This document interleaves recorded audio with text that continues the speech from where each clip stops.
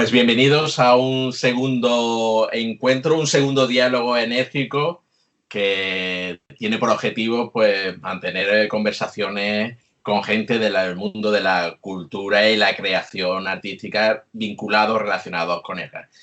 Y este segundo encuentro, pues la verdad es que estoy un poco nervioso. Voy a decir por qué, porque tengo la oportunidad de charlar con un buen amigo, con Antonio Segovia Rueda. ¿Qué tal, Antonio? ¿Cómo estás? Más conocido por el Sego. Sí, Sego, llámame Sego, todo el mundo me llama Sego y estoy casi más acostumbrado ya a que me llamen Antonio. Y nada, oye, yo encantado de verdad de hablar contigo, pues, nos conocemos desde pequeños y la verdad que me parece una iniciativa, desde que éramos pequeñitos, y me parece una iniciativa genial esto de poder pues, bueno, contar eh, sobre cultura, sobre creación, sobre creatividad y bueno, pues encantado de estar aquí. Pues voy a empezar por presentarte. Antonio Segovia, tal como Sego. aparece el Sego, tal como aparece en tu currículum, eres guionista y desarrollador de videojuegos, eres experto en comunidades virtuales, también, bueno, pues a partir del año 2000, trabajando de manera continua dentro de productoras en creación de videojuegos, de diseños de videojuegos, algunas como Bitoons, en la actualidad con Zinkia en distintas etapas. Zinkia, la creadora de uno de los personajes más famosos de la animación infantil, como es Pocoyo, y con este personaje pues has logrado también algunos premios en cuanto al mundo del videojuego, de aplicaciones para el mundo infantil, en tablets, en móviles, y no solo, bueno, no solo con Pocoyo, también diseñaste para la PSP el juego Play Chapas, que fue también premiado con el Game Lab en el año 2009 como el mejor diseño de juego. También en el año 2008 creo que recibiste un premio con tu equipo por Basket Dudes, también como mejor juego de plataforma. Y bueno, ahí en la actualidad ya estáis preparando pues lo que va a ser el primer videojuego para la PlayStation 4 y la Nintendo Switch de Pocoyo. Pues bienvenido, Antonio, bienvenido, Sego, menudo, como decíamos cuando estábamos conversando, menuda trayectoria, ¿no? Relacionada con el mundo de los videojuegos. Bueno, sí, la verdad es que sí, la verdad es que han sido años muy intensos, de mucho trabajo y, bueno, el esfuerzo al final pues se premia, ¿no? Y sí que es verdad que sobre todo en la línea de Pocoyo hemos conseguido un montón de premios, porque bueno, aparte detrás está una gran serie con un equipo brutal y al final pues sacar de ahí aplicaciones y juegos que tengan sentido y que funcionen bien, pues a poco esfuerzo que le ponga ya lo tienen, ¿no? Es decir, que habiendo detrás una marca potente se pueden hacer cosas muy chulas. Y nada, pues sí, pues oye, poquito a poco pues va uno acumulando trofeos. Son 20 años de trabajo dentro del mundo casi virtual, ¿no? Con la explosión de Internet. Pero si me permite, yo voy a recordar y el otro día lo estaba comentando, que uno de mis primeros recuerdos contigo, porque es que somos además vecinos, Nerja, somos vecinos, éramos vecinos, y cuando vienes por Nerja, pues vivimos a dos calles. Yo uno de los primeros recuerdos que tengo tuyo es estando en el solar al lado de nuestras casas y eso, y tú comentabas de un juego del Spectrum, el Alchemist, y tú Sí. comentabas del Spectrum 48K y comentabas el juego, y además que tengo ese recuerdo ahí que tú comentabas, vaya juego allí ahí, como un brujo que va pasando por pantalla, ya ves tú, en ese momento el 48K. Y eso hace ya 30 y tantos, ¿no? Y desde aquel niño que hablaba del Alchemist, de un juego vamos, de los primeros pasos del mundo de los videojuegos hasta ahora, ¿no? Y entonces, y también la coincidencia de que tú vivías en una calle donde abajo teníais los recreativos, ¿no? Las máquinas, el Sí, Pac-Man, los billares, y como de una manera, pues siempre te he relacionado con la palabra juego. totalmente. para ti, ¿qué significa esa palabra? La palabra jugar, la palabra juego. A ver, la palabra juego realmente hoy, a día de hoy, yo tengo una concepción totalmente diferente porque hay muchas teorías, ha habido muchos estudiosos que han definido qué es juego, qué no es juego, la historia del juego, tal.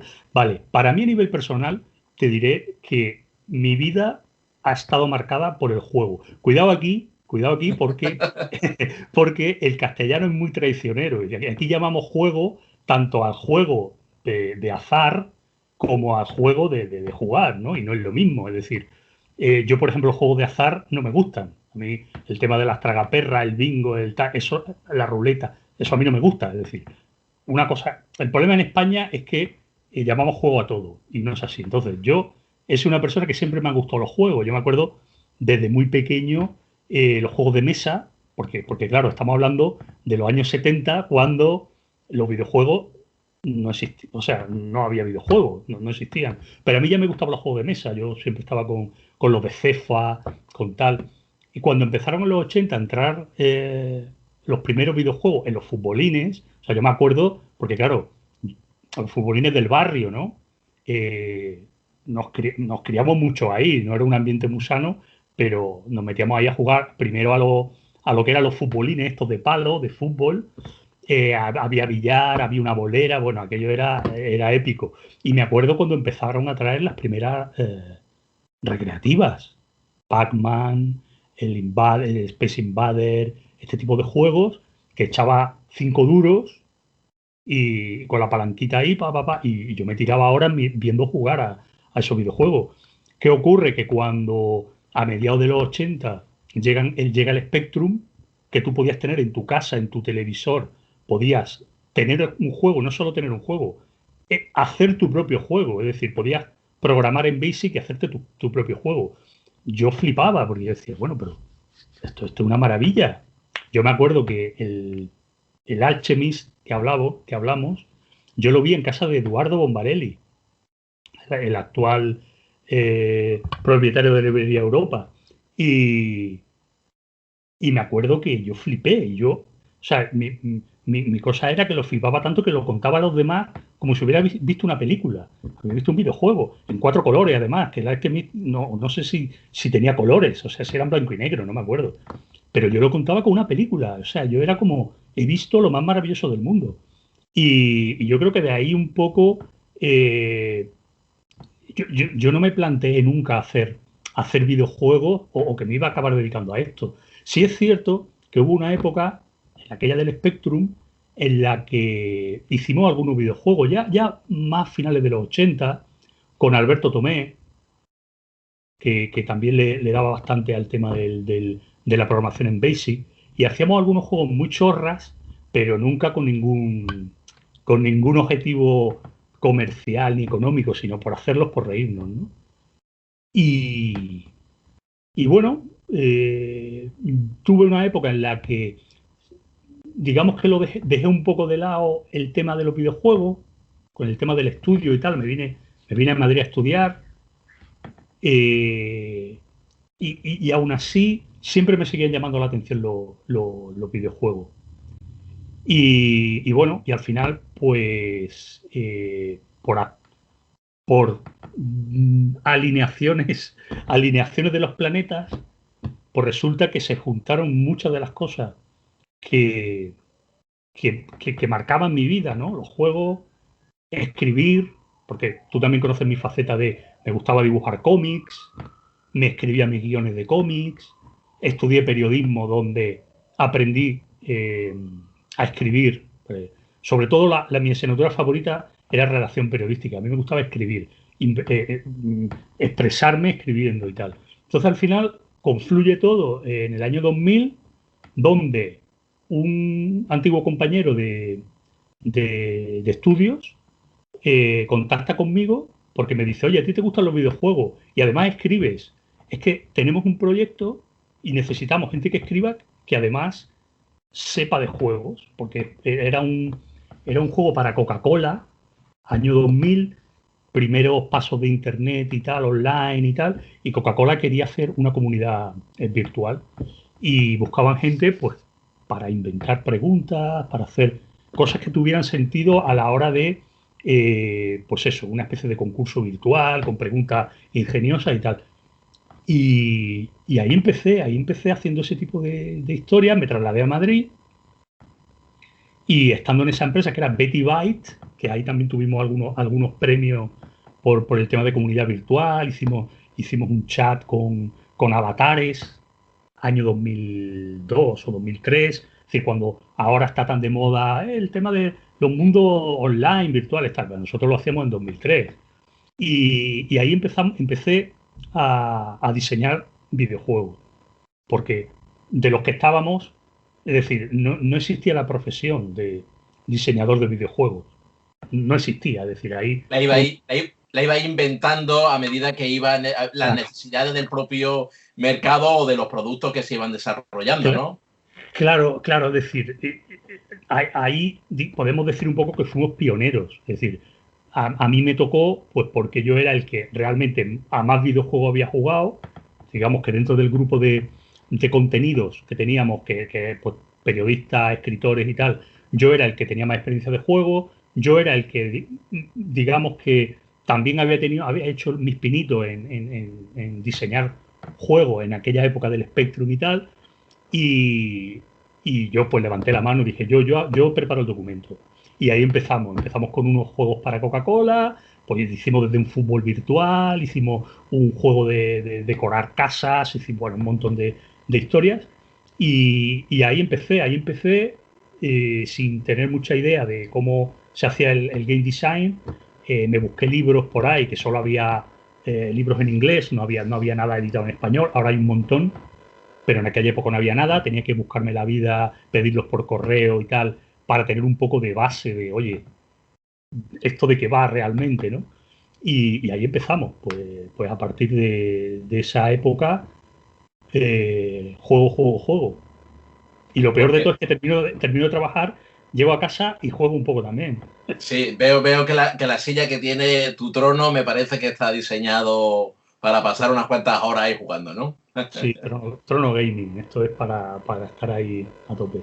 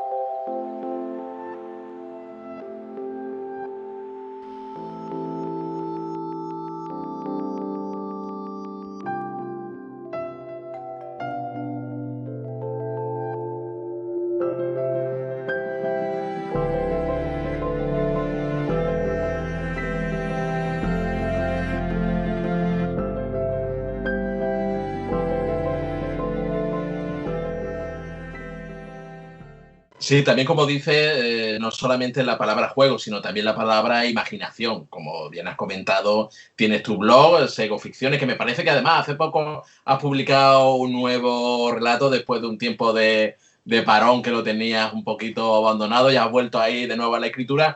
Y en ese aspecto de la imaginación, ¿no? Es donde, pues, tus primeros pinitos profesionales, un poco también aquí en Nerja, antes de dar el salto a Málaga, bueno, pues tuviste... pues realizando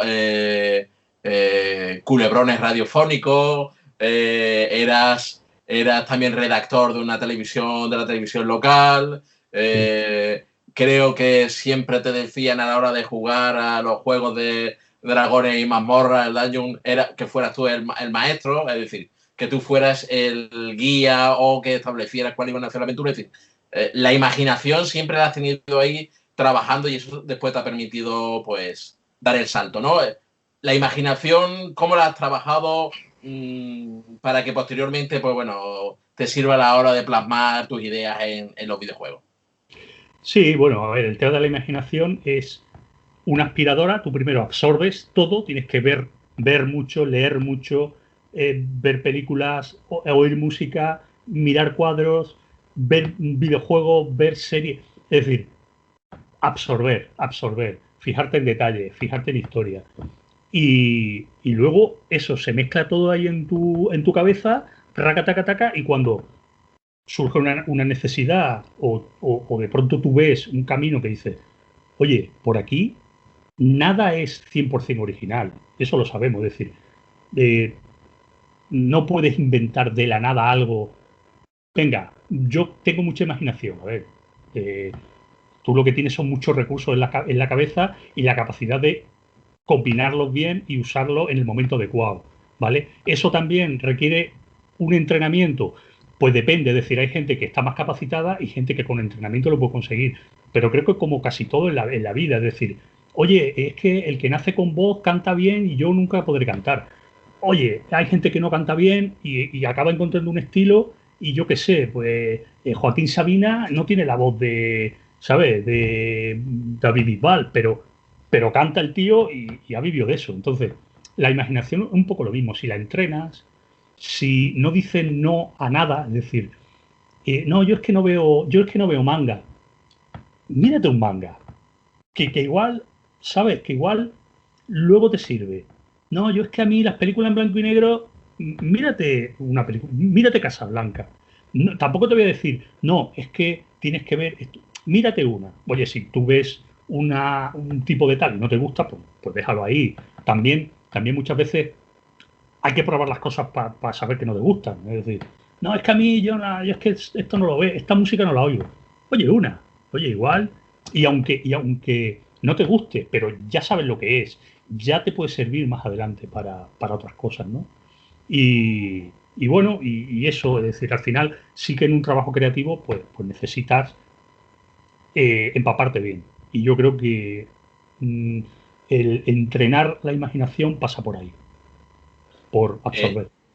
Esa imaginación ya la tendrás trabajada para plasmarla al juego, a un juego de mesa o a un juego de comunidad o a un juego o un videojuego en donde hay una máquina a través de la cual te relacionas.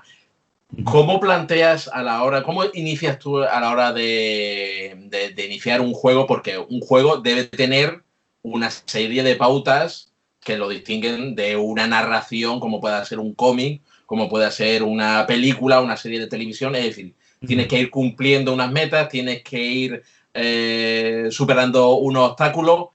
¿Cómo planteas tú desde el inicio el volcar todas esas ideas posteriormente a la estructura de un juego?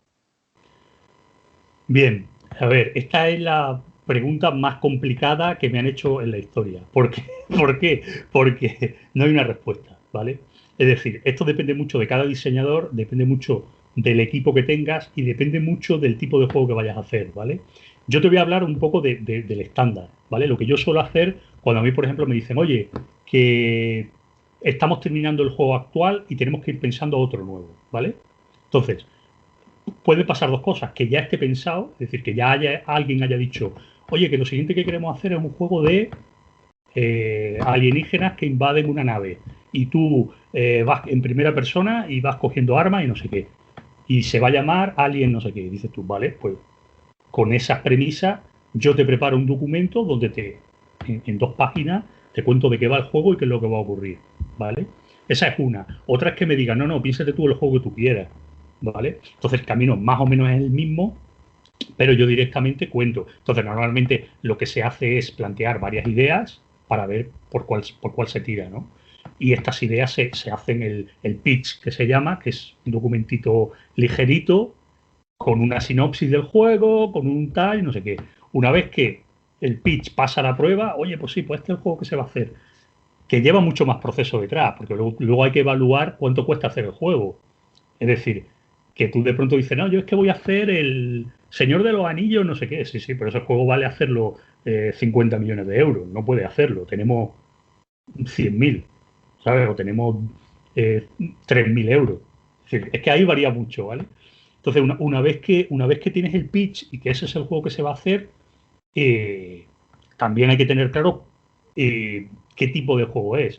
si es un plataforma, si es un shooter, si es un mundo abierto, si es un sandbox. Es decir, también dependiendo del juego que vayas a hacer, necesitas especificar más o menos cosas. Tú puedes diseñar un juego como, yo qué sé, pues como una especie de el típico juego de puzzles de Candy Crush y tal, y que el diseño entero en páginas sean 10 páginas. O puedes hacer un juego yo qué sé, de más duración, de más longitud, con más equipo. Es que depende mucho de los recursos que tú tengas y del tipo de juego que vayas a hacer. Pero básicamente pasa por una idea inicial, un pitch y luego un desarrollo, un documento de diseño que se llama, que puede tener pues entre 15 y 300 páginas, donde se va detallando todo. Personajes, no sé qué, escenario, elementos, objetos que vas a necesitar en el juego, cuáles son los power-ups, cuál es la historia, cuál es la línea argumental. Se llama la Biblia. Tienes una Biblia, nunca mejor dicho, donde está todo, y normalmente esa Biblia luego hace llamada a documentos externos. Es decir, ¿por qué? Porque para no hacer un documento de 300 páginas, haces uno de 50. Pero ese de 50, en determinados. Con ese de 50 ya te vale para ver todo el juego. Pero claro, llega a una sección donde pone objetos. Claro, a lo mejor el juego tiene 300 objetos y cada objeto tiene unos valores, hace una movida y tal. Entonces, claro, meterlo ahí, pues le está metiendo el documento a lo mejor 50 páginas más. Pues dice, vale, documento aparte, los anexos a la Biblia, ¿vale? Es decir, es un proceso muy complejo.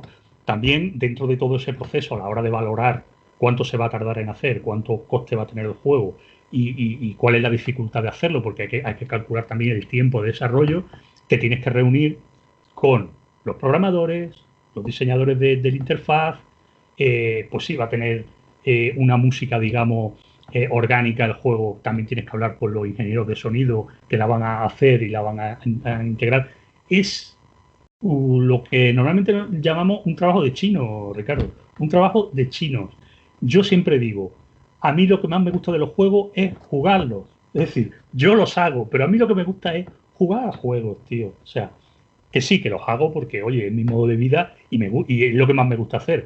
Pero si tienes que comparar entre hacer juego o jugar juego, yo me quedo con jugarlo, ¿eh? O sea, no te hace idea lo complicado que es hacerlos. No tienes el placer de ser un dios en donde tú creas los personajes, creas las reglas, creas un mundo y tú dices, esto me pertenece, harán lo que yo les diga, ¿no? A ver, exacto, es decir, el tema es que tú en un videojuego sí lo puedes hacer y ya está todo programado y tú solo tienes que decir, Pepito, ve aquí, súbete en el caballo y no sé qué. Y tú estás jugando un videojuego y tú estás diciendo, venga, voy a saltar de aquí a ver qué ocurre. Y no tienes que hacer más que eso. Ahora, cuando tú eres el encargado de diseñarlo, tienes que pensar, bueno, y si alguien se sube a esta torre y no sé qué y se piensa saltar, tengo que tenerlo previsto. Con lo cual, hay que programar esto de tal manera que este no pueda subir por aquí, con lo cual yo ahora tengo que hacer el boceto de cómo tiene que estar hecho el escenario para que el jugador no me haga esto, porque entonces rompe el juego. Es decir, el diseñador o los diseñadores o los desarrolladores del juego se convierten un poco en los que van tapando el barco, como que el barco se puede hundir y vas tapando los huecos, ¿no? En plan, oye, cuidado. Y gran parte de mi trabajo es esa, es decir, prever qué puede hacer el jugador para romperme el juego, ¿sabes? Es decir, y ahí hay un trabajo bastante desagradable, entre comillas, pero que a mí me gusta, que es eso, es ver dónde me pueden hacer la trampa para que no me la hagan.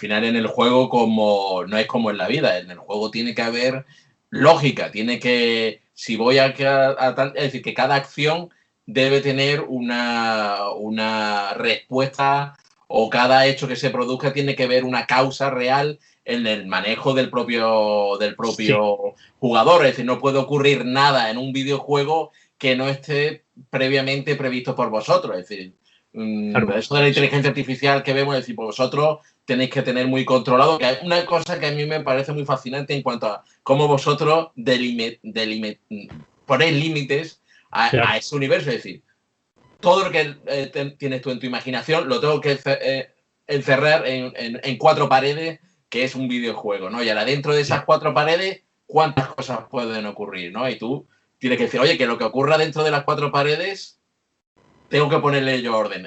¿Cómo te enfrentas tú? Es decir, que eso tiene que ser un trabajo bastante laborioso, ¿no? A la hora de que todo tenga su sentido. Sí, a ver, la diferencia con la vida real es que, digamos que nosotros trabajamos en entornos controlados y cerrados, ¿vale? Donde las reglas que hay está todo parametrizado. Es decir, nosotros en nuestro motor de juego podemos delimitar que la gravedad sea la misma que en la Tierra o la misma que en la Luna. O podemos hacer que incluso durante el juego cambie. Es decir, sí que tenemos ese poder, como decías tú, de ser un dios a la hora de delimitar qué mundo queremos hacer. Todo lo que ocurra fuera de nuestro control es lo que se llama un bug. Es decir, ahora soy de hablar de, este juego tiene muchos bugs. Vale, ¿qué es un bug? Un bug es un comportamiento no deseado. Es decir, cuando tú en un videojuego pretendes que ocurra una cosa y la que ocurre es otra, que los programadores no tienen prevista, eso es un bug. Eso es mal funcionamiento del juego. Hace poco me parece que ha habido un videojuego, era Cyberpunk 2077, una polémica. Sí, de que tenía una cantidad de bugs tremenda, de que le habían puesto al mercado a la venta antes de tiempo, o que bueno, que había una presión ahí, creo, ¿no? Y que me parece que ahora estaban continuamente parcheando y que los parches pues no solucionaban la situación, ¿no? Sí, exacto. Un juego pues que lo han sacado antes de tiempo. Es decir, realmente llevaban un retraso bastante importante con respecto a las fechas que habían anunciado, pero pues lo sacaron arriesgándose a lo que iba a ocurrir y ha ocurrido. Es decir, era un juego donde te subías en un coche, caminabas 100 metros y el coche explotaba solo. Entonces, claro, era como, ¿esto tenía que ocurrir? No, no tenía que ocurrir. Te acaba de explotar el coche o te caían, la gente te caía del cielo. Es decir, tú ibas caminando por la calle y de pronto empezaba a caer gente del cielo que caía y caminaba como, ¿qué? Pero oye, una pregunta. ¿Eso lo hace más fascinante el juego? Es decir, que pueda ocurrir cualquier cosa. Sí. De hecho, hay una frase que utilizamos mucho en los videojuegos que es convierte el bug en feature. Es decir, si no eres capaz de quitar un bug, pues dices, no, es que en este mundo la gente cae del cielo. Lo metes en el guión y ya dices, ¿sabes? Pero claro, tienes que justificarlo. A lo mejor tienes que decir, oye, no, es que son entes ultramateriales que descienden de tal. Pero realmente hay bugs históricos de algunos juegos que se han convertido en meme y que incluso los desarrolladores lo han aprovechado y lo han dejado en plan jijijaja porque tampoco afecta al juego, pero un bug que no te deja jugar, como algunos juegos que ocurre que de pronto se te borran las partidas. Es decir, tú juegas 3 horas, guardas la partida, cuando vuelvas a jugar se te ha borrado por un fallo. Eso no se puede permitir, es decir, eso lo tienen que corregir. Esos son bugs graves, ¿no? Luego hay bugs menores, bueno, que de pronto, pues yo qué sé, pues eso, que de pronto te aparecen personajes con la cabeza al revés, hacia atrás, y dices, buah, pues vaya. No queda bien porque te saca de la inmersión, ¿sabes? Claro. Eso es importante, ¿no? El tema de la inmersión, es donde tú Muy... estés viviendo la aventura, es decir, que tú creas que lo estás manejando o que puede haber lugar a la sorpresa, pero que supongo que también te habrá servido como buen bagaje el haber sido máster en partidas de dragones y mazmorras, donde un jugador o varios jugadores te podrían salir por peteneras y tú tenías que resolver en ese momento pues la situación, ¿no? Eso yo creo que te hace mucha mili a la hora de plantear. Totalmente. es lo que decía antes, ¿no? Lo de absorber todo, lo de aprovechar todo. Cada experiencia, aprovéchala porque te va a servir tarde o temprano. Es decir, si yo, eh, eh, además, tú lo sabes y mucha gente de la que no esté viendo lo sabe, yo trabajo de camarero muchos años en Nerja también, muchos veranos lo eché de camarero en Chiringuito, en el Balcón de Europa, y dice, joder, macho, está aquí perdiendo el tiempo. Pues no, es decir, es una experiencia que al final te sirve para tratar con la gente, aprende idioma, aprende a resolver problemas, tal. Y no estaba hablando de mi faceta creativa, estaba hablando de una faceta puramente laboral, pero que luego aplica a la hora de tener que hacer trabajo. Yo me enfrentaba a eventos, por ejemplo, en empresas que he estado, que se han organizado eventos y me he encontrado con gente que, claro, no tenía experiencia en tratar con público. Yo ya tenía, porque yo había estado años de camarero y digo, mira, señores, a ver, déjame a mí.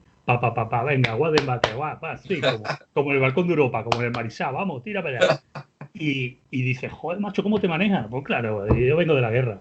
Entonces, entonces el tema de ser máster, lo que dices tú, es decir, el máster tiene que tener capacidad de improvisación porque de pronto un personaje, un jugador te dice, no, pues yo cojo y robo los caballos de los bandidos. Y dices, madre mía, la que va a liar este. O si a ti por la historia te conviene, le dejas, o le metes una tirada brutal que no pueda pasar para que no lo haga. En los videojuegos es lo mismo, es decir, oye, que es que los jugadores van a intentar aceptar, va, pues ponemos aquí una barrera invisible y no pasa. Y sí que te curte, es decir, todo te curte. Al final, aprovecha todas las experiencias porque todo te sirve. Hay que señalar que tus partidas como máster eran míticas, es decir, aunque no te gustaran los juegos de mesa, yo no he sido muy aficionado, pero yo nada más que me apuntaba por pero ver algunas partiditas, sí. La que se liaba allí porque era una inmersión en una partida que, bueno, que te introducía de tal manera en el ambiente y las posibilidades que daba y, bueno, como siempre se resolvía de una manera muy imaginativa y más que, como dices tú, al final a la hora, si quieres construir un mundo, un universo, como bien dices, tienes que estar empapándote, ya sea trabajando de camarero en el Balcón de Europa un mes de agosto o como máster una partida de 5 horas seguidas con los amigos o en una gran empresa donde tienes que realizar pues una gamificación con empleados y crear una aplicación de eso, de conocimiento o de enseñanza para los más pequeños. Todo te va curtiendo.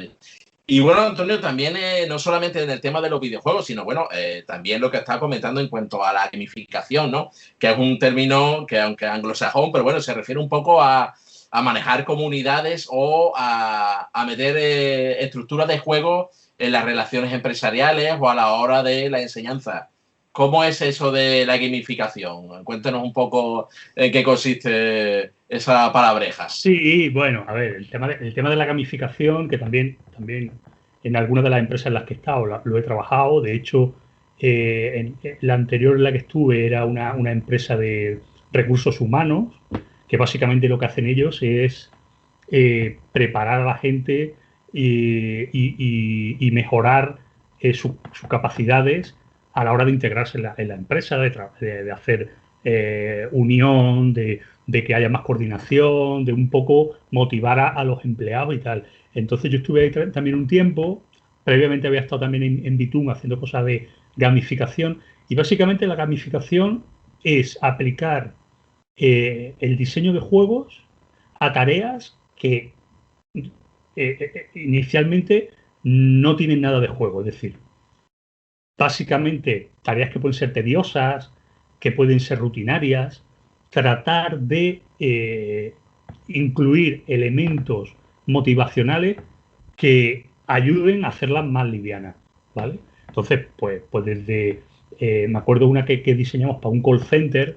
Un call center es un sitio donde se cogen llamadas, ¿no? El típico pues no sé, de cualquier compañía telefónica o de televenta y tal, donde hay a lo mejor 200 personas atendiendo llamadas, ¿no? Entonces lo que hicimos fue como una especie de mapa, un mapa virtual, donde cada empleado estaba representado por una especie de avatar, y en función de cómo iban gestionando sus llamadas, cómo iban consiguiendo diferentes hitos, esos avatares iban como evolucionando y se iba anunciando en una pantalla menganito, no sé qué, pues esos avatares, pues lo mismo eran barcos, o eran aviones, o eran platillos volantes, no sé qué, y era como un tema de que luego al final del día, pues había un ranking, había un tal, es decir, al final es un poco que yo siempre lo digo, vale, le ponéis nombres muy cool, gamification, no sé qué, pero esto es las notas de toda la vida, es decir, cuando tú al cole te dice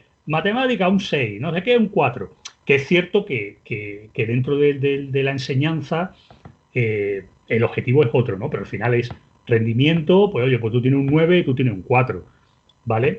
Esto es un poco así, es decir, al final, que tampoco creo que ni siquiera la educación esté bien integrado, el tema de la competitividad, pero sí básicamente hacer más ameno un proceso que no lo es de base.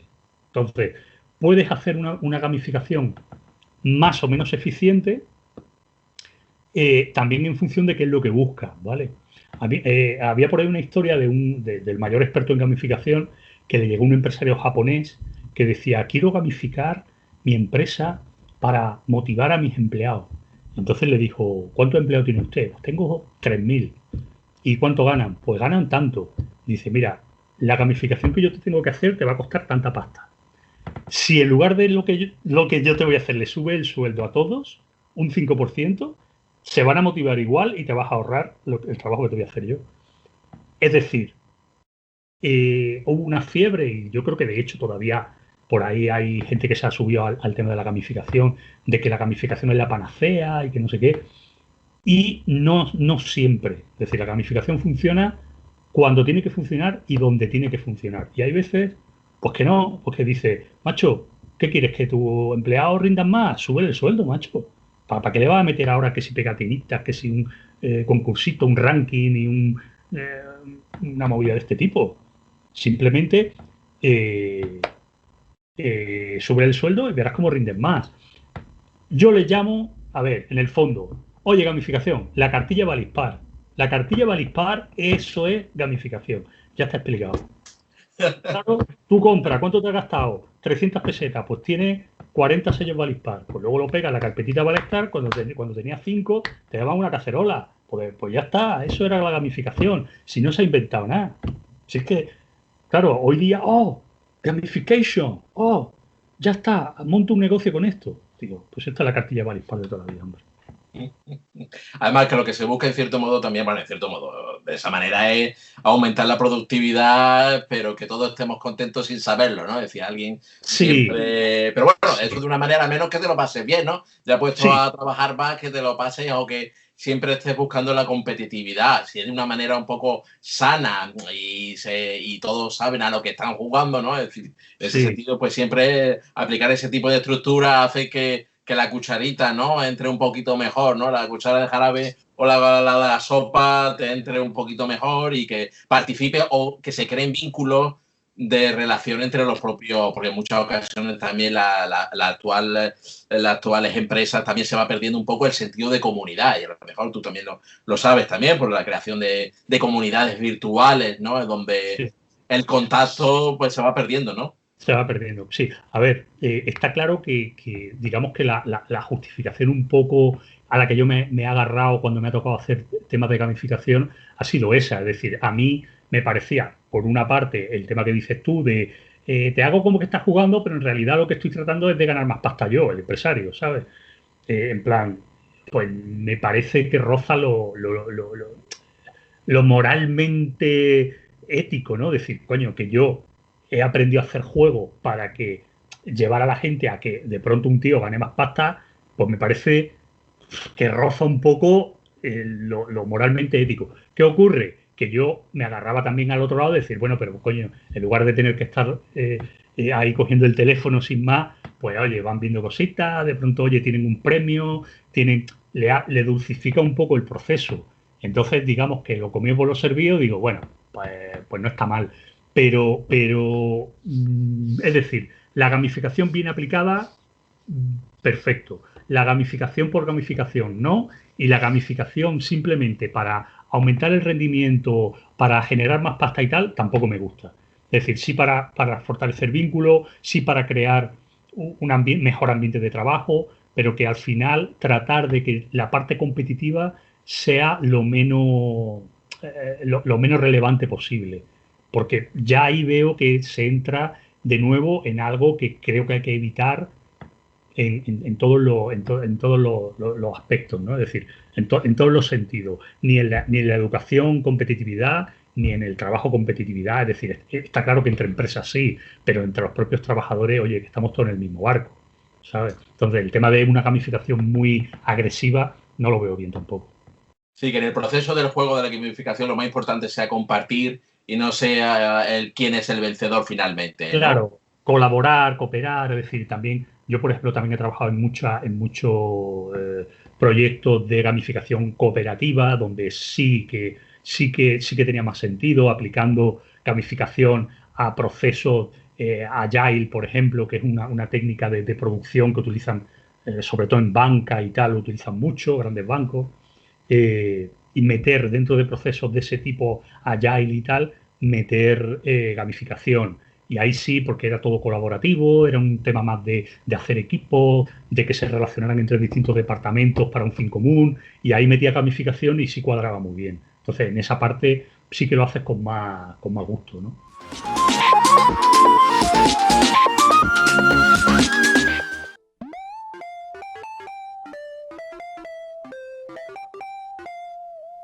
Mixta es una marca que apuesta por el lado brillante de la vida y los protagonistas de sus campañas son especiales y adorables a partes iguales. Claro que sus consumidores no se quedan atrás. Variopintos, inauditos, fanáticos y, por qué no decirlo, algo freaks. Queríamos abordar una comunicación que les gustase a todos y para ello desarrollamos Mixta Fighter, un videojuego donde puedes elegir tu personaje favorito de la saga Mixta y liberar adrenalina dando tortas como panes. Sí, porque ¿para qué vamos a usar lo que nos une si podemos cebarnos en las diferencias y pasar un buen rato? Mixta Fighter es un advergaming, una integración del producto físico con Facebook y Twenty, y una sesión de vicio asegurado para los más jugones que pueden desbloquear poderes y personajes con los pin codes de las botellas de Mixta. A más pin codes, más diversión. Pero sobre todo es una bomba lacrimógena para todos aquellos que crecieron en los recreativos, a los que les faltaba tiempo para salir corriendo a gastarse los 5 duros de la paga en aquellas viejas máquinas arcade. Nostálgicos, bienvenidos.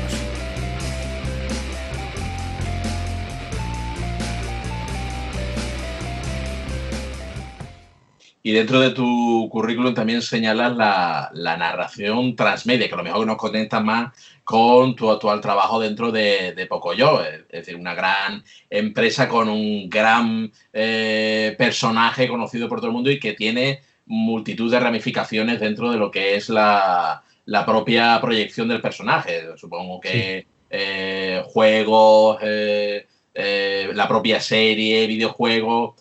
Cuéntanos un poco así como la narración transmedia aplicada a un personaje como Pocoyo. Sí, bueno, por ejemplo, nosotros ahora con el lanzamiento del juego nuevo que tenemos ahora en breve, hemos creado un capítulo de la serie que está directamente conectado con el videojuego. Es decir, digamos que tenemos una historia previa que luego en el videojuego como que continúa. Y dentro del propio videojuego hay como un capítulo dentro también que es el que hila toda la historia del juego en sí. Es decir, son juegos, son varios juegos diferentes, como ya te he contado antes, que son juegos muy cortitos, juegos muy para que el padre juegue con los padres con los hijos y tal, muy cortitos, muy fáciles y muy tal, pero van enlazados con un capítulo hecho especialmente para dentro del juego con los guionistas y con los mismos animadores, mismos músicos, que la propia serie. Entonces, claro, todo al final enlaza, luego también con las aplicaciones que tenemos, los videojuegos de Pocoyo, tanto para móviles como para tablet, donde también hay llamadas que hacen referencia a videojuegos, hay alguna actividad que también. Es decir, al final es tratar de ver, luego también incluso en redes sociales, también se marca una estrategia para comunicar el juego tanto en YouTube como en Twitter, como en Instagram. Es decir, todo.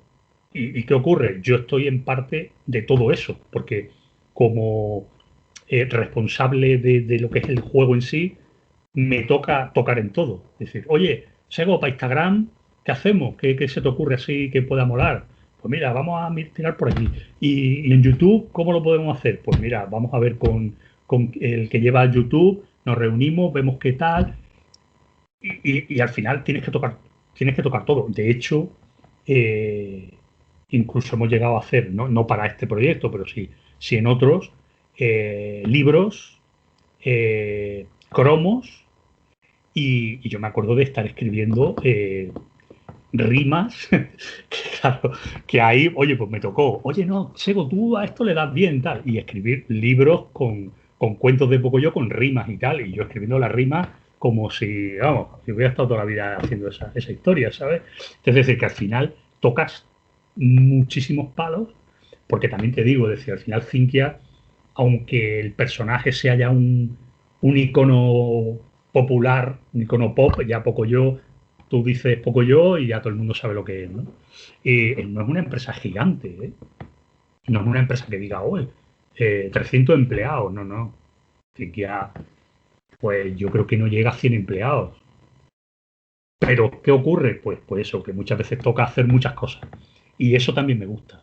Es decir, también mucha gente me dice, pero, oye, ¿y tú cómo, cómo no estás en una empresa de estas de videojuegos de Ubisoft o no sé qué? Y digo, porque yo estoy cómodo en una empresa más pequeña. Es decir, sí es cierto, pues te llegan ofertas. Oye, mira, están buscando gente en Canadá para no sé qué empresa. Digo, ya, no me voy a Canadá ahora, macho. Ya estoy suficientemente lejos de mi pueblo como para irme a Canadá. Es que no me apetece. O sea, estoy cómodo.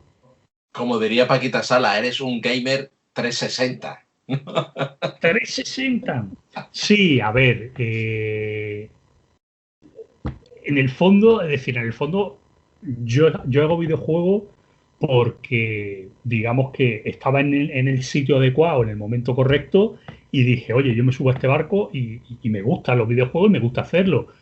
Y podía haber, además tú lo sabes, podía haber acabado en la radio, podía haber acabado en la tele, podía haber acabado escribiendo no sé qué, o podía haber acabado, yo qué sé, haciendo cualquier otra cosa. Es decir, al final, tú, digamos que yo también, un ejemplo que pongo mucho, pasan trenes, en tu vida van pasando trenes, y tú decides si lo coges o no. ¿Te puede salir mal? Pero bueno, pero lo he intentado. ¿Te sale bien? Oye, pues te ha salido bien, ¿sabes? Entonces al final, ¿yo me podía haber dedicado a escribir libros? Pues a lo mejor sí, pero bueno, como me ha ido bien con los juegos, pues estoy contento. Es decir, al final es un trabajo que me permite lo que hablábamos al principio: imaginación, escribir, expresarme, todo lo que absorbo que me sirva de algo. Es decir, a mí me encanta, que yo al final no es que veo cosas para absorberlas y luego recurrir, ¿sabes? No es eso, las veo porque me molan. Es decir, tú lees un libro porque te gusta, tú lees un cómic porque te gusta leerlo. Que luego de ahí se quedan cosas que puedes usar en tu trabajo, por supuestísimo, pero no hay una intencionalidad, yo no, es decir, yo no he jugado a videojuegos toda mi vida, o desde que existen los videojuegos, desde que se han cruzado las líneas vitales de los videojuegos y mías, para hacer juegos. Yo he jugado a videojuegos porque me gustaban mucho, me encantaban los videojuegos, me siguen encantando. Es decir, a mí lo que me asombra es que yo me dedique a esto y luego esté en casa y diga, me he hecho una partida, y todos los días me juego mi rato de videojuegos también, porque es que me gusta. Entonces al final, pues sí, gamer 360, pues sí, yo a todo, si al final es ponerse. El control de lo que tú, ¿no? Es decir, a través de tu propio, de los proyectos que tú quieres hacer, y tener esa sensación de que eres partícipe, ¿no? No eres un sí, algoritmo dentro del juego, sino que eres parte, el que escribe el algoritmo, el que pone parte de eso. Porque una pregunta que todos nos preguntamos es: ¿qué hay en Pocoyo de ti, o qué hay en los videojuegos que tú has ido creando?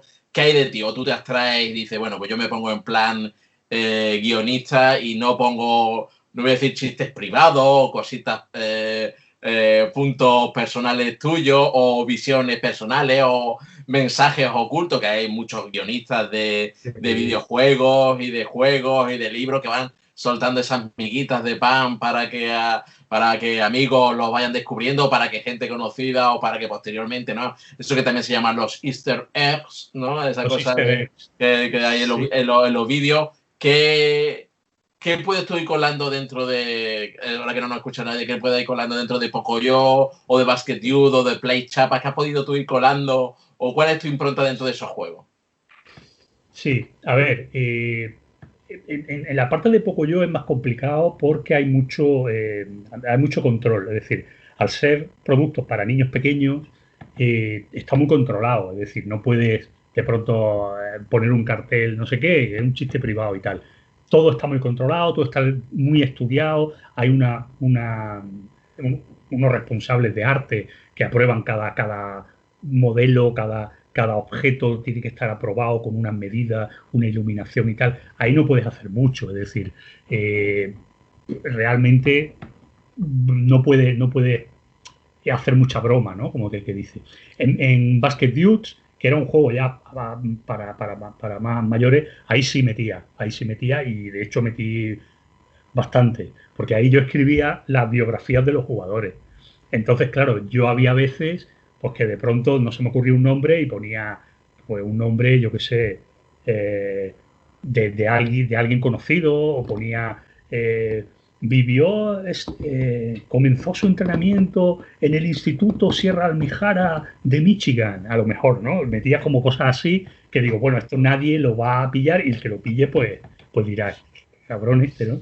Pero po- eh, pocas veces, es decir, cuando puedo lo hago. En Play Chapas había un equipo porque había una opción de jugar contra la máquina y cada jugador tenía un nombre. Y sí que metí un equipo pues que eran mis amigos, ¿no? En plan, ahora no me acuerdo, pero Bombarelli, no sé qué, hice un equipo que era Juan, Rayica, no sé qué, y también lo metí. Pero ahí, claro, ¿qué ocurre? Pues que había 150 equipos con nombres que ya te digo, en algunos equipos metía nombres pues, de gente que conocía, nombres de actores dándole la vuelta a las letras, porque te tienes que inventar movidas para que quede, ¿sabes?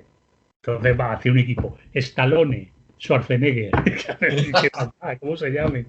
¿Sabes? Y ponía. Pero bueno, esas son cosas que ya te digo que en algunos los puede hacer, en otros no los puede hacer tanto. En juegos de móviles sí, en algunos por ahí. De hecho, llegué en un juego de móviles llegué a componer yo la música, ¿sabes? En plan, oye, pues la música no tal, la hago yo, trae. Y con un composer hice la musiquita del juego. Lo que haga falta. 360. O Eres más, gamer 360. o O más. más. Yo creo que le doy dos vueltas.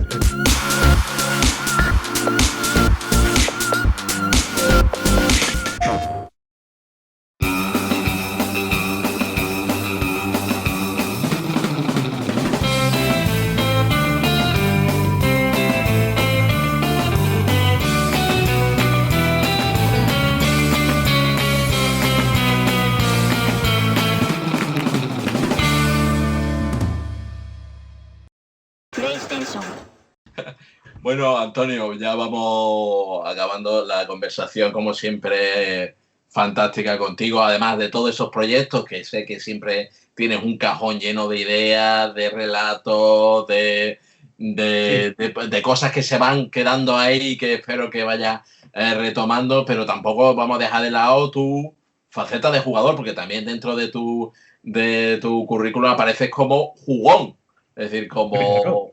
como persona que prueba los juegos, como que los Sí, chequea, que va descubriendo eso de aquí caen señores del cielo o coches que explotan a los 100 metros, ¿no? Entonces, sí, supongo sí. que en Pocoyo no habrá coches que exploten a los 100 metros. No. Lo hemos testeado muy a fondo. Hemos estado Sí. 3 meses testeando el juego para que no ocurrieran cosas raras y las que ocurrían las hemos solucionado. O sea que Además que creo la que sí. responsabilidad que tiene realizar un juego como Pocoyo, porque además yo creo que eso ya también es populi, que la industria del videojuego es la más pujante o una de las que crea más beneficio, ¿no? Incluso ya creo que por encima del cine, es decir, que es una industria sobre la que no solo hay gran expectación, sino también gran presión en relación a la inversión que se hace, ¿no? Pero bueno, en esa faceta tuya de jugón, te has encontrado ya el juego perfecto, porque en el 2008 te hice una entrevista en la revista Selector y te preguntaba que cuál era tu juego ideal, ¿no? O que te gustaría diseñar, o que te has encontrado ya ese juego, has encontrado ya el santo grial de los juegos, todavía está por ahí que llegue como jugón el que diga, ya aquí ya estoy insuperable. A ver, insuperable nunca, yo nunca, es decir, es como el cine, ¿hay alguna película insuperable? Pues siempre puede haber una que la mejore o que sea mejor, ¿no? Es cierto que a nivel tecnológico los juegos han llegado a un culmen, pero también no sé qué te respondería en aquella época de cuál era mi juego favorito. Me imagino que te diría el Zelda Ocarina of Time, probablemente, como juego favorito. ¿Tienes la revista ahí o qué? Te busco aquí, digo tal. Bueno, pues estabas entre la creación, es decir, como meta de crear un juego, podría ser uno muy sencillo, que fuera el Tetris, dice, algo básico, que fuera súper adictivo, como el Tetris, o crear un mundo abierto, como en su momento, la entrevista fue de primeros de 2008, pues un juego como el World of Warcraft, en su momento, ¿no? Es decir, y entonces decía que un juego de realidad virtual en red sería genial, me decías hace 13 años. ¿Cómo va la cosa?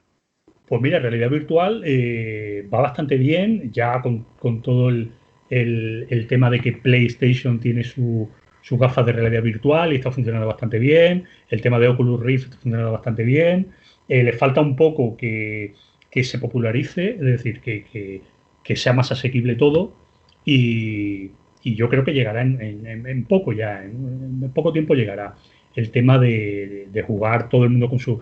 Ya lo hay, ya hay chats virtuales y mundos virtuales donde la gente va, todo el mundo con la VR y se relacionan, hablan, no sé qué, tal, tiene sus avatares, está muy chulo, pero les falta un poquito de madurez para convertir eso en verdaderos videojuegos jugables y que tengan peso por sí mismos. Y volviendo a si he encontrado el juego como jugón, te diré que, y en eso estamos de acuerdo, el grupo que solemos jugar en las madrugadas, algunos días online, Red Dead Redemption 2, ¿vale? Es un juego del oeste, mundo abierto, a nivel técnico es brutal, o sea, tiene detalles como pues que cuando llueve el agua de los arroyos crece, eh, los animales cada uno tiene su comportamiento, puedes hacer, bueno, te crece el pelo, es decir, es tan brutal, te va creciendo el pelo y si tú no te cortas el pelo, pues acabas con una melena y una barba brutal. Entonces tú puedes ir a un barbero en el oeste y pagarle para que te haga un corte, ¿no? Oye, ¿a qué medida quieres la barba? Tal. Brutal. No sé cuántos tipos de razas de animales, de caballos, una historia brutal, un guión brutal. Yo creo que ahora mismo, hoy por hoy, si me dicen, oye, ¿cuál sería el juego que pondrías en el top 1 de videojuegos ahora mismo en el mercado? Sería ese, ¿vale? Red Dead Redemption 2. Luego hay un montón de juegos que son la leche, como The Witcher 3, como The Last of Us, es decir, hay juegos que son brutales, pero no llega ninguno a ese nivel todavía. También te diré que es un juego que ha costado 8 años de desarrollo, que pues no sé cuántos millones de dólares había costado, pero cientos de millones, no me acuerdo ahora mismo si eran 900 millones o 1000 millones, no sé, una burrada de millones. Y ahora mismo sería eso. Bueno, y por último, ¿qué me gustaría hacer? Efectivamente. Pues mira, yo creo que lo de un mundo tipo World of Warcraft ya no. Es que, ¿cuál es el problema aquí? El problema aquí es que los videojuegos evolucionan, las personas evolucionan. Yo ahora mismo un mundo abierto tipo World of Warcraft yo no me metería a hacer. A mí ahora lo que me gustaría hacer sería un juego muy muy rejugable, pero a nivel procedural. Es decir, me gustaría hacer un juego donde cada vez que juegas todo fuera diferente, todo fuera distinto. Es decir, un juego que no fuera muy largo, a lo mejor un juego que dura 3, 4 horas terminarlo, pero cuando lo terminas pudieras volver a empezarlo y fuera diferente. Esa es la respuesta. Ahí lo deja. Ahí lo dejo. si lo está escuchando alguna productora y eso, ahí Sí, está. claro. Tal. Sí, totalmente. O sea, cualquier compañía de estas que hacen fichaje estrella millonario, oye, ahí está mis redes abiertas que me contacte. La idea la tengo.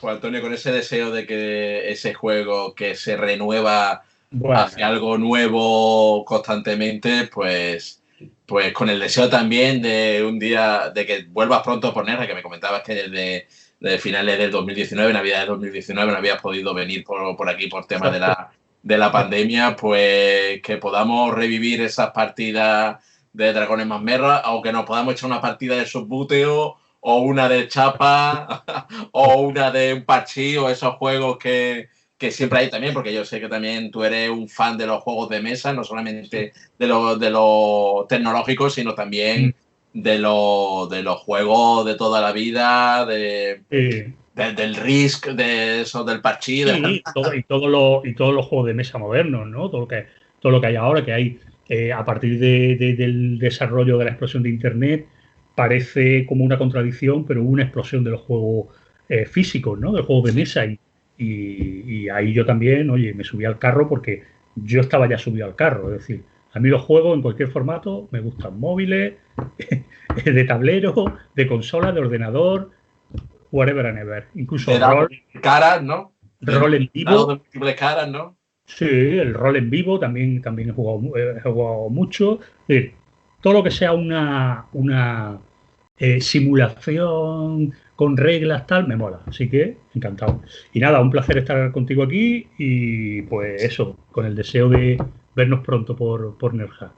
Muy bien, Antonio, pues un abrazo y gracias a todos por estar ahí viendo esta conversación que hemos mantenido con Sego, que espero que haya sido de vuestro agrado y bueno, emplazaros a próximos encuentros enérgicos y diálogos enérgicos. Así que muchas gracias a todos. Un saludo. Chao.